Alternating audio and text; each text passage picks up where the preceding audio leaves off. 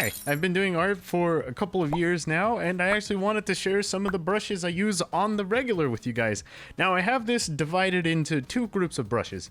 One is the essentials, and the other is the "this makes my life 6% easier" brush pack. Now, both of these are actually going to be free. They're going to be available on Gumroad, so I'll link those in the description. We just need to explain some of them so you know how the heck they work. So let's get started. All right, so I'm going to show you the two major groups of brushes I use. One is the essential brushes, which I use all the time. These are just a set of 6 brushes.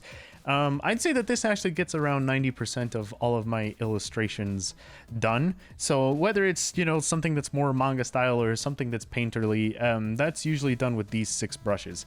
Now with these other brushes over here, the ones that make your life 6% easier, these are more texture brushes and they're meant for really fine detailing, and I'll show you how those work. Now take note that all of these brushes are actually used in the context of using a drawing tablet, because you will need some degree of pressure sensitivity to make these things work. So with the essential brushes, it's just a very basic amount of 6, but like I said, these are the ones I use all the time for everything.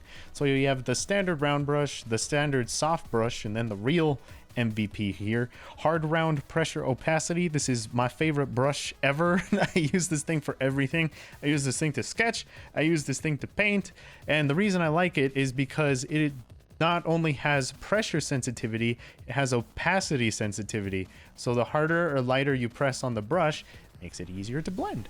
And you'll see that if you actually have the hardness slider all the way to 100%, it makes a pretty solid line. And if you have it at 0%, it makes a pretty soft line. This is actually best paired when you disable the pressure sensitivity for the size itself. And that way you can get pretty even balanced out shading. So I think that that's pretty neat. This is definitely my favorite out of all the brushes. Then here we have a smudge brush just for some fine detailing. If you want to get your blending all good, that's usually what I use this brush for.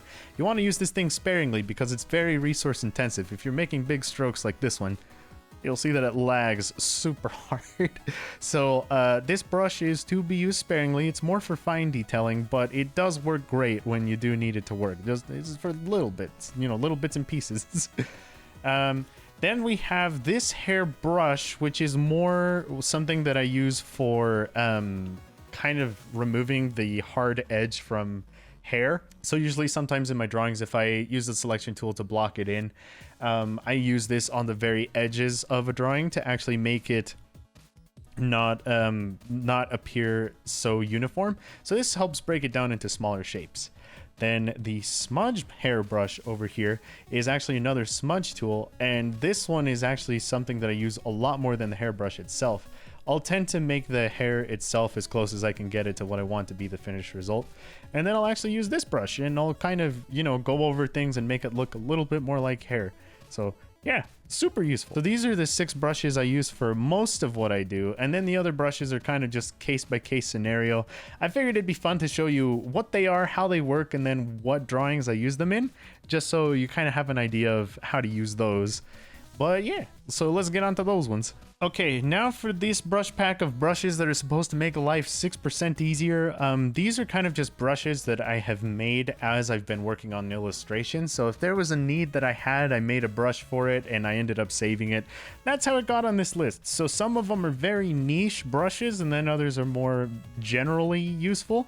But let's start with this one. It's just a fence brush. You'll see it looks weird on its own, but if you hold shift, it draws a magic nice little high definition pretty fence for you.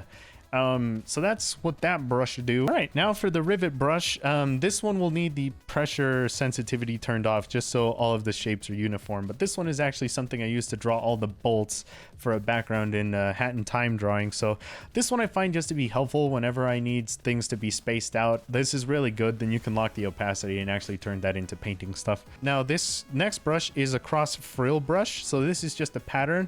This is another one of those that looks weird if you try drawing with it. But if you hold shift and draw a straight line with it, you'll see it makes frill.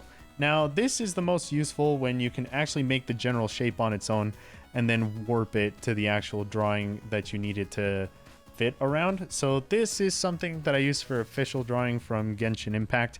I actually made the design custom for her, but I thought it was cool, so I decided to keep it.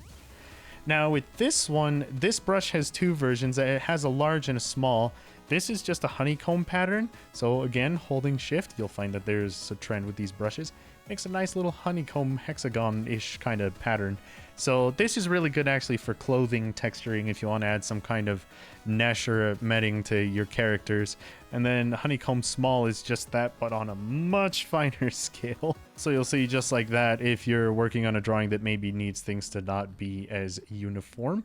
So that one works. Here we have a fence brush, but it also doubles as a fishnet brush. So you'll see that this can pretty much get all of your essential anime fence needs met, but it does double as fishnet. So if you're actually to transform this around the contour of one of your characters, it will make it look like fishnets. This next brush is actually just a shirt brush, again holding shift, and you'll see it's just one of those brushes that makes it so there's a lot of lines right next to each other.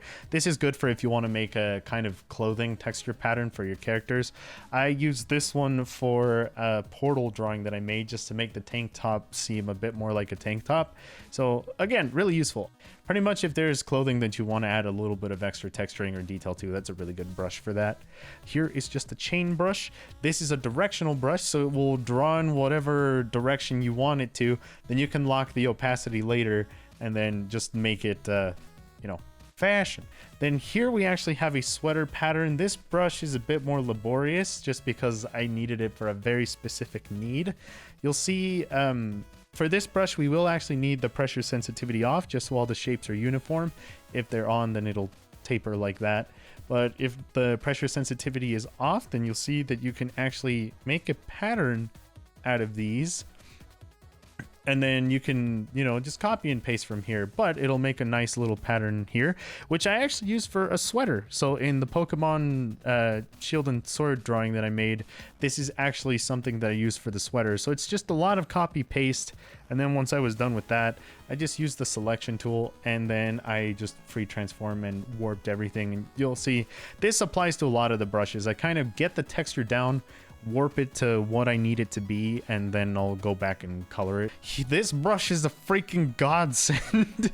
It's the zipper brush. It's one of my most useful brushes. So you'll see with this, it is directional. It will just pretty much from the direction you start in.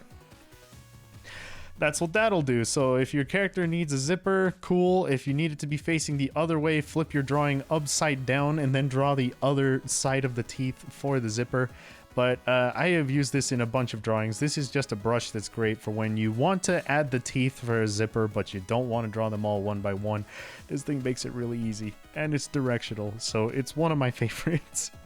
Then these ones are actually windows. These look pretty straightforward, but with the power of the transform tool, they can actually become very good for texturing. I use this for a Weathering with You drawing and a couple of other backgrounds.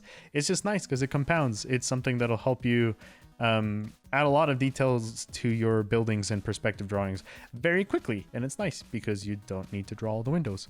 So yeah, that's kind of just a quick presentation of my, you know, the essential brushes and then the ones that will make your life 6% easier. But like I said, I will have these on Gumroad. So if you actually want to check them out, they are free. I hope you guys enjoy them. If you use them, do actually let me know because I think that would be cool to see that I made someone's life a little bit easier. And yeah, I will see you guys in the next video. Bye!